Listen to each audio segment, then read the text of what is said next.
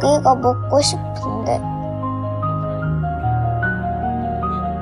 방금 들었던 이런 어떤 성가대에 많은 노래를 전문으로 하는 사람들도 하나님을 찬양하는 것을 우리가 보게 되었습니다.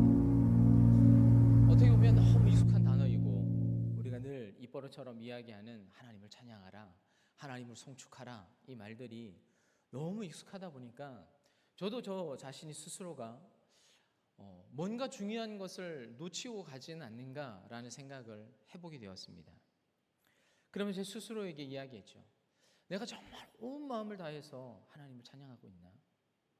지금 다윗이 하나님을 찬양하라, 하나님을 송축하라 하고 말하는 내가 이 다윗의 깊은 심령과 마음을 내가 이해를 하면서 내가 그렇게 하나님을 찬양하고 있나?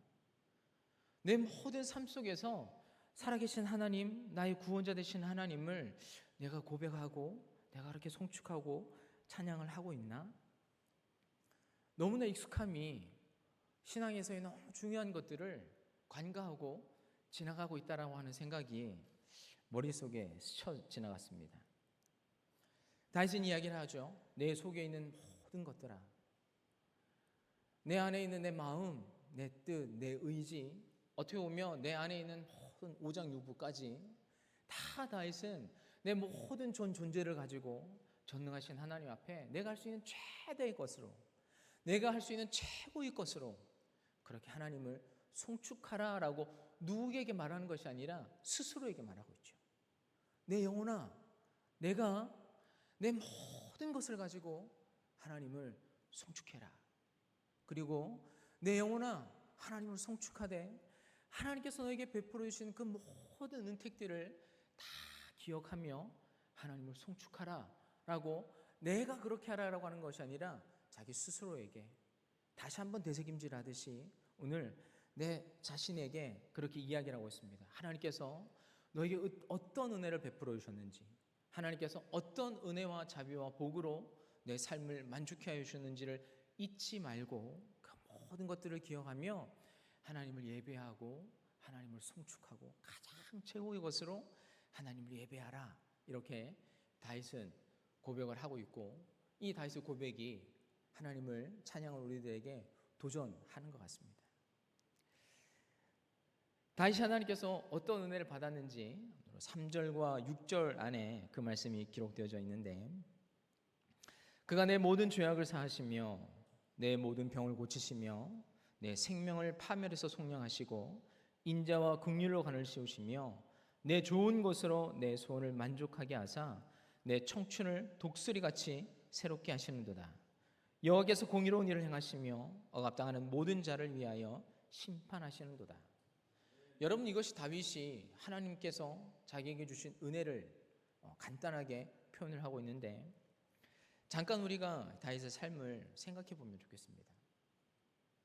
이 말 안에 우리가 다윗이 자기의 모든 삶을 다 담고 우리가 다윗의 모든 것을 다 안다고 말할 수는 없지만, 성경 안에서 다윗이 자기의 생활과 삶들을 기록해 놓은 성경의 구절들을 이 시간 잠깐 우리가 생각을 해보면, 하나님께서 그의 모든 죄악을 사하셨다. 다윗이 자기 일생에 하나님 앞에 크게 잘못한 일이 하나 있죠. 자기의 충성된 부하 우리아를 죽게 한 일과 그의 아내 밧사바를 취했던 그 사실, 정말 용서받을 수도 없고 어떻게 보면 왕이 아니었으면 정말 사형에 해당되어지는 큰 죄악이었는데 하나님께서 그의 모든 죄악을 사하셨다는 겁니다. 다윗의 아픈 병을 고치셨다, 이렇게 기록되어져 있는데, 다윗은 전쟁에 나가는 어떻게 보면 군인이니까 일상의 전쟁을 통해서 아프고 다치고 하는 것은 일상 다반사였다고 생각되어지고, 그러면 사람이 몸만 아프냐? 그렇진 않죠. 살아가다 보면 마음이 다치는 순간이 더 많지 않습니까? 사울이 다윗을 10년이나 넘게 그를 쫓아다녔습니다. 생각을 해보면 누군가는 나를 죽이기 위해서 10년이라는 세월 동안 나를 쫓아다닌다고 하고, 그것도 왕이 모든 군대를 다 풀어서 내가 어디 있는지 일일이 나를 따라다니고, 모든 눈과 모든 시선과 모든 귀가 나를 향하여서 어디에 있는지를 나를 쫓아다닌다고 하면 다윗이 그 10년의 긴 시간 동안 제대로 잠은 잘 수 있었을까? 누가 나를 죽이려고 한다고 하면 마음은 평안하였을까?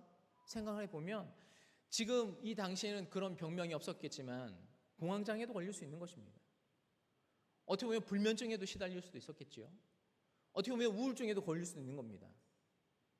그런데 이 모든 질병으로부터 다윗은 성경을 읽어보면 그가 하나님을 의지하고 하나님을 예배하는 이 모든 삶들을 통하여서 다윗이 마치 진짜 독수리 날개치며 새로 올라가는 이 날마다 새로운 힘들을 하나님께서 공급해 주심으로 말미암아 다윗이 되려 사울을 용서하는 것들을 우리가 보게 되어주죠. 다윗에게 정적이 많았습니다. 항상 올바름을 쫓아가고 항상 하나님 말씀 안에서 정직한 길을 걸어가려고 하다 보니 그 주변에 정적들이 많이 있었죠. 하나님께서 근데 그를 그 많은 사람들 중에 높이 세우셔서 그의 발을 높은 곳에 다니게 하시고 많은 사람들 위해 좋은 것으로 하나님께서 다윗의 삶을 채우셔서 결국 그가 이스라엘 모든 나라의 왕이 되게 해주셨습니다. 다윗이 그것을 기억하면서 자기 스스로에게 계속 되뇌는 것입니다. 내 영혼아 하나님을 송축해라. 하나님께서 나의 삶 가운데 어떻게 하셨는지를 기억해라. 그리고 하나님을 예배하고 송축하는 것을 멈추지 말고 온 마음을 다하여서 온 힘을 다하여서 하나님을 예배하고 하나님을 송축하라. 자기 스스로에게 다시 말하고 있는 것이죠. 사랑하는 성도님들, 한 주간 여러 일들에 둘러싸여 있어서 여러 가지 일들이 많으셨죠. 분주하기도 한 일들도 많으셨을 거고 어떻게 보면 또 마음 아픈 하시는 일들도 많았을 거고 평소에 기도하고 있는 염려와 일들이 해결되지 않아서 또 그 염려 속에 하루하루를 살아가시다가 오늘 예배 가운데 나오신 분도 계신 줄 압니다. 근데 제가 질문하는 것은 여러분들이 살아가는 그 일상의 삶 속에서 오늘 다윗이 고백하는 것처럼 여러분이 그 삶과 어려운 환경 속에서 우리 스스로에게, 나 자신에게 내 영혼아 내가 살아가는 이 삶 속에서 하나님을 예배하라, 하나님을 찬양하라. 여러분 그런 고백을 한번 해보셨습니까? 지금 우리 이렇게 어떻게 보면 악기도 갖춰져 있고 시설도 갖춰져 있고 좋은 예배의 이 장소가 있지만 여러분 우리가 여기서 하나님을 찬양하는 것 말고 여러분의 삶의 그 현실 속에서 여러분의 삶의 가장 한복판에서 이런 앞뒤도 없고 아무것도 없는 상황 속에서 다윗이 하나님 앞에 고백하는 것처럼 내 영혼아 하나님을 찬양하라, 하나님을 예배하라. 여러분 그런 시간들을 좀 보내보셨습니까? 여러분 이것이 정말 중요한 것이죠. 다윗이 모든 것이 갖춰져서 하나님을 예배하는 것 아니었습니다. 다윗은 인생의 가장 힘든 시간에 그는 하나님을 찬양했죠. 다윗이 사울이 그를 쫓아다니는 가장 그 삶의 목숨이 위협받는 그 한가운데에서 그는 하나님을 찬양했습니다. 어떻게 보면 그가 죄를 지었던 가장 부끄럽고 수치스러운 그 환경 속에서 하나님 나를 용서해 주십시오, 하나님 나를 건져 주십시오 라고 하나님을 불들고 예배하고 찬양하였던 다윗이었습니다. 많은 대적들이 나를 둘러치고 나의 생명을 위협했는 그 속에서 하나님의 구원을 바라며 예배하고 찬양했던 것이 다윗이라고 하는 사람이었습니다.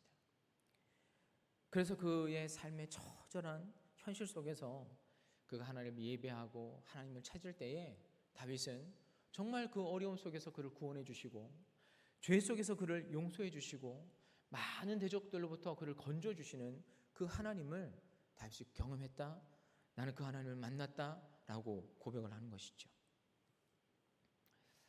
오늘 여러분의 고백들이 사실 궁금합니다. 여러분의 삶 속에서 하나님을 어떻게 고백하시는지 저는 궁금합니다. 많은 분들이, 다는 아니겠지만 많은 분들이 하나님을 단지 무서운 분이다, 심판하는 분이다 이렇게 하시는 분들이 많이 있습니다. 내가 내 스스로를 돌아보았을 때 내가 한 주간 동안 하나님 앞에 진짜 성경에서나 아니면 설교를 통해서 들었던 예배자의 삶은 이런 거야, 믿음의 사람의 삶은 이런 거야 라는 것을 듣고 일주일의 삶을 돌아보고 다시 예배전으로 들어올 때 내가 그러면 그 목사님의 어떤 설교나 내가 알고 있는 하나님이 이런 분이시다라고 하는 것에 비추어 봤을 때 잘 살았는가 생각을 해보면 대부분 그렇지 않죠. 우리 모두가 하나님께서 말씀하시는 그 기준에 비추어 봤을 때 잘 살았느냐라고 고백할 때 그렇게 고백할 수 있는 분들은 많지 않을 겁니다. 그러다 보니 늘 하나님의 눈치를 보고 들어오는 거죠. 하나님, 말씀대로 살지 못해서 죄송합니다. 하나님 용서해 주십시오. 이런 고백들을 더 많이 하는 것 같습니다. 제가 예전에 섬기던 그 교회에 그 권사님은 참 열심히 교회를 다니시는 분인데 남편이 교회를 다니지 않으셨습니다. 그래도 아내를 사랑하니까 매일 아침마다 예배에 아내만 데려다 놓고 본인은 이렇게 집에 갔다가 예배가 끝나면 데리고 오든지 아니면 거기 기다리고 계시든지 어느 날 제 시야에 그분이 딱 띄어가지고 제가 몇 번 안면이 있어서 그분에 가서 여기까지 오셨는데 예배 드리고 가시죠. 권사님이 참 우리 남편분을 위해서 기도 많이 하고 계십니다. 같이 예배 드리러 가시죠. 제가 권유를 좀 했는데 그분이 못 들어가겠다는 거예요. 왜 못 들어갑니까? 무섭다는 거예요. 내가 하나님 믿진 않지만 내가 이 예배당에 들어가서 거룩한 하나님을 내가 내 삶을 돌아봤을 때 이렇게 마주칠 수 있는 용기가 없다는 거죠. 그런 마음이 어떻게 보면 우리 안에도 그렇게 한켠에 자리 잡고 있는지 모르겠습니다. 그래서 대부분 성도님들이 내가 만난 하나님이 아니라 내가 들은 하나님, 내가 배운 하나님, 그런 하나님을 안다면 하나님은 두렵고 무서운 하나님이죠. 그런데 정말 우리가 하나님이 어떤 분인지를 만나게 되면 요한 사도는 이렇게 말하죠. 하나님은 사랑이시다.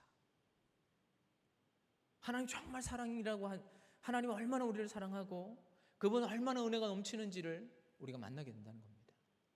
여러분, 다윗이 만난 하나님을 제가 한번 읽어드리겠습니다. 8절에서 13절 말씀입니다. 여호와는 긍휼이 많으시고 은혜로우시며 노하기를 더디하시고 인자하심이 풍부하시도다. 자주 경책하지 아니하시며 노를 영원히 품지 아니하시리로다. 우리의 죄를 따라 우리를 처벌하지는 아니하시며 우리의 죄악을 따라 우리에게 그대로 갚지는 아니하셨으니 이는 하늘이 땅에서 높음같이 그를 경외하는 자에게 그의 인자하심이 크심이로다. 동이 서에서 먼 것 같이 우리의 죄가를 우리에게서 멀리 옮기셨으며 아버지가 자신을 긍휼히 여긴 같이 여호와께서 우리 자기를 경외하는 자를 긍휼히 여기시나니. 우리 성도님들이 알고 있는 하나님과 다윗이 만난 하나님은 같은 하나님인가요? 여러분도 하나님을 이렇게 고백하십니까?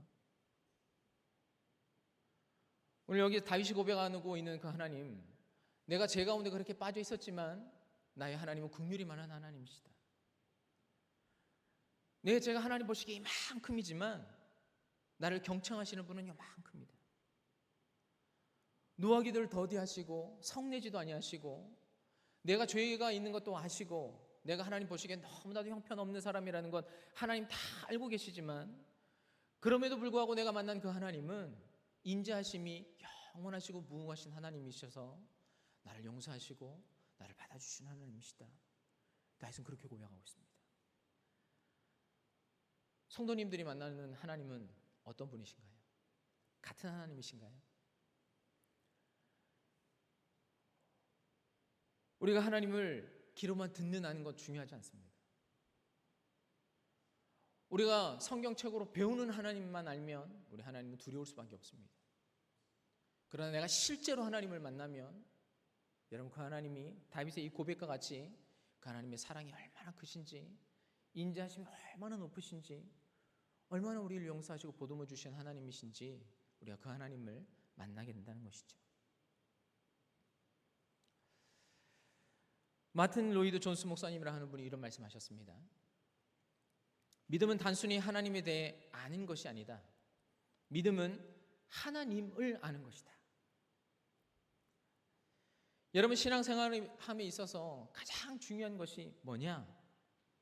내 문제가 해결되는 것일까요? 하나님, 나에게 이런 문제가 있습니다. 하나님, 대출도 많이 했고 이자도 매일 나가야 되고 경제적인 부분에 억압들도 있고, 사람의 관계의 문제도 있고, 자녀가 잘 풀렸으면 좋겠고, 취업도 했으면 좋겠고, 진로도 잘 되었으면 좋겠고. 내 문제가 풀리는 것이 신앙생활의 가장 중요한 것일까요? 아닙니다. 신앙생활에 있어서 가장 핵심이 뭐냐? 그것은 하나님을 아는 것이죠. 하나님을 만나는 것입니다.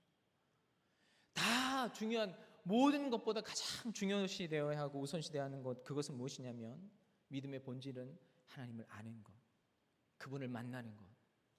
여러분, 그것이 그 어떤 것보다도 가장 중요하다는 것입니다.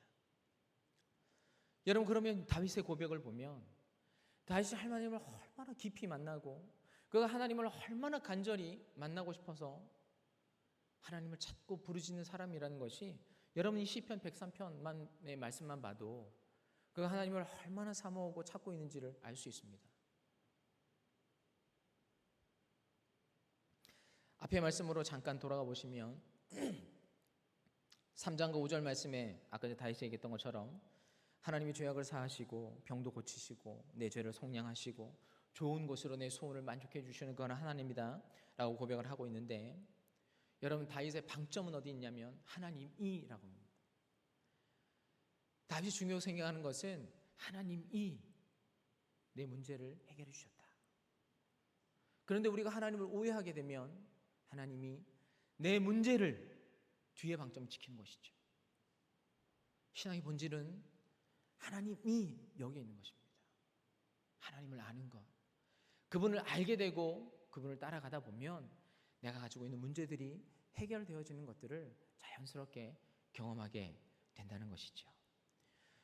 그래서 다윗이 더 고백하는 것은 무엇이냐면 내가 하나님을 알게 될 때에 이 유한한 인간이 영원히 살아계시는 영원한 하나님의 그 사랑을 입게 된다는 것입니다.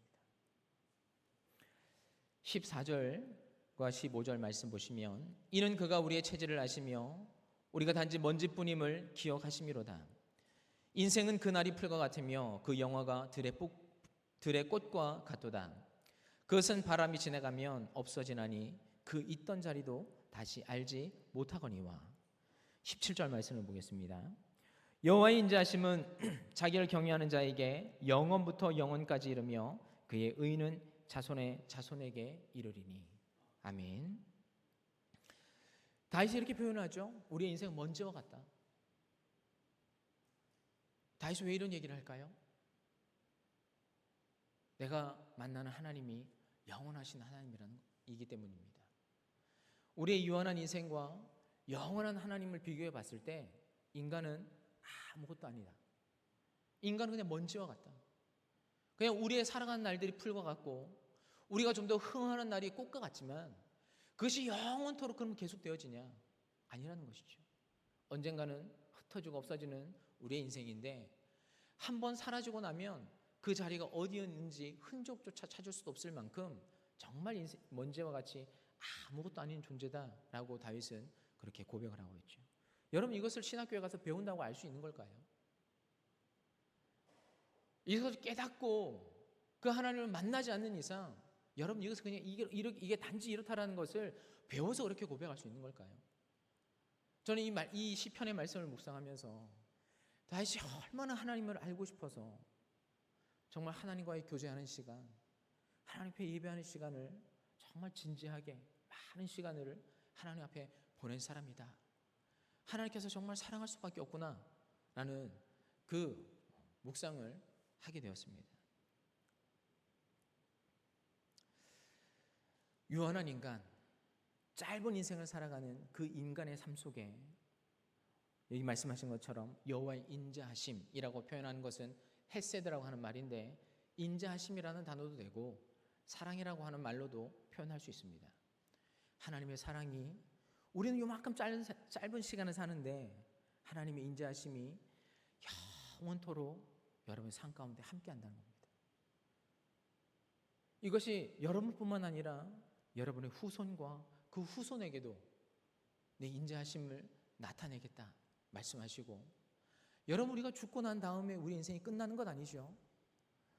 그러면 이 하나님의 영원하신 인자하심이 우리가 죽은 이후에도 내가 너희와 영원히 함께 할 거다라고 하나님께서 말씀하고 계시는 겁니다. 한 가지 더 말씀을 하고 말씀을 마치도록 하겠습니다. 13절 말씀에 하나님께서 우리를 어떻게 보고 계시느냐, 아버지가 자식을 긍휼히 여긴 같이 하나님은 우리를 긍휼히 여기신다고 13절 말씀에 말씀하고 계십니다. 하나님께서 우리를 심판자로서 내가 너희를 바라보는 것 아니라고 말씀하시는 것이죠. 내가 너희의 죄악을 허물하고 너희를 심판하는 심판자로서 내가 너희를 바라보는 것이 아니라 내가 아버지와 같은 심정과 마음으로 내가 너희를 긍휼히 여긴다. 왜? 먼지이기 때문에 우리가 너무 불쌍한 겁니다. 하나님께서 우리를 보실 때. 왜 다 부모님들이시니까 자녀를 보실 때 그 마음이 있으시죠? 애틋하고 정말 이 자녀가 잘 됐으면 좋겠고 그런 마음으로 하나님께서 저희들을 보신다는 거예요. 왜냐하면 우리가 먼지와 같고 너무 불쌍한 인생이기 때문에 내가 너를 심판하기보다 나는 아버지와 같은 이 부모의 심정으로 난 너희를 바라보고 있어 라고 말씀하고 계시다는 겁니다. 제가 읽었던 책 중에 이런 제목이 있습니다. 도덕적 인간은 왜 나쁜 사회를 만드는가? 애매하죠? 도덕적 인간이 모여 있다고 하면 도덕적 사회가 만들어져야 되는 게 맞죠. 도덕적 인간이 함께 모여 있는 각 개개인이 모여 있는 것이라고 하면 이 사회는 공의와 정의가 살아 있어야 되는데 이 윤리학자는 그렇게 바라보지 않는 겁니다. 제목 속에. 여러분 이것이 우리 인간이라는 겁니다. 다 개개인을 봤을 때는 착한 것 같고 도덕성 있는 것 같고 다 그렇게 생각되어지지만 여러분 우리 사회가 돌아가는 모습을 보면 우리의 진짜 인간의 모습이 이렇다라는 것을 말해주고 있는 것이죠. 그 불쌍한 인간들을 향하여서 그 하나님의 구원이 필요한 이 죄 많은 인간들을 통하여서 하나님께서 내가 너희를 아버지와 같은 긍휼한 마음으로 내가 너희를 바라보고 있다. 다윗이 이 긍휼히 여기시는 하나님의 마음을 자기의 평생을 통해서 느낌으로 말미암아 다윗이 내 영혼아 하나님을 송축해라. 내 모든 것들아 하나님께서 나를 어떻게 인도하셨으며 나와 함께 하셨는지를 기억하고 그 은혜를 잊지 말고 하나님을 송축하라 라고 그렇게 이야기를 하고 있습니다. 사랑하는 성도님들, 또 한 주간 또 삶의 자리에 돌아가셔서 분주한 일상을 또 살아가실 거고 해결되어지지 않는 그 문제들로 인해서 또 기도하고 염려하고 걱정하시겠지만 여러분 오늘 말씀을 통하여서 다윗이 만난 그 하나님을 기억하셨으면 좋겠습니다. 그 하나님이 여러분의 하나님이고 그 하나님이 아버지가 되어주셔서 나의 삶 가운데 함께 계시다고 말씀하고 계십니다. 내 죄를 기억하고 내 죄만 바라보면서 하나님의 낯을 보고 두렵고 떨림으로 여러분 그렇게 하나님을 바라보지 마시고 내가 그런 상황이 있다 할지라도 나를 긍휼히 여기시는 하나님은 나를 아버지처럼 바라보신다라고 하는 그 하나님의 말씀에 힘을 얻고 용기를 얻으셔서 문제 속에 기도하시고 문제 속에 찬양하시면서 오늘 다윗과 같이 여러분의 삶의 한가운데서 하나님을 바라보고 예배하고 예배자의 삶을 살 수 있는 저와 여러분 될 수 있기를 주님의 이름으로 축원합니다. 함께 기도하겠습니다. 살아계신 아버지 하나님, 우리의 많은 허물이 있는 것도 우리 스스로 너무나도 잘 알고 있습니다. 우리가 하나님 앞에 용서받을 수 없는 죄인의 모습으로 살아가고 있는 것도 하나님 우리는 잘 알고 있습니다. 우리도 잘 알 뿐 아니라 살아계신 하나님도 너무나도 잘 알고 계신 줄 압니다. 우리의 마음의 동기와 우리의 마음이 어떠한지도 주님 다 보고 계신 줄 압니다. 그럼에도 불구하고 그런 우리들이기에 우리를 더욱더 불쌍히 여기시고 우리와 함께 하기를 원하시는 하나님이시다라고 오늘 성경은 말하고 다윗도 그 하나님을 경험하여서 하나님을 송축하고 있는 모습을 오늘 시편의 찬양으로서 남겨놓고 있는 것을 우리가 봅니다. 하나님 아버지, 우리와 함께하여 주시는 영원하신 하나님을 송축하며 예배하는 자들 되게 하여 주시고 우리를 떠나지 아니하시고 우리가 죄 가운데 있지만 우리를 긍휼히 여기시고 그곳에서 우리를 건져내시기 위해서 성령을 보내어 주시고 우리와 동행하여 주시는 그 하나님을 찬양하고 예배하는 삶이 멈춰지지 않도록 하나님 함께하여 주시옵소서. 모든 영광과 찬양을 하나님께 올려드리며 예수 그리스도의 이름으로 기도하였습니다. 아멘.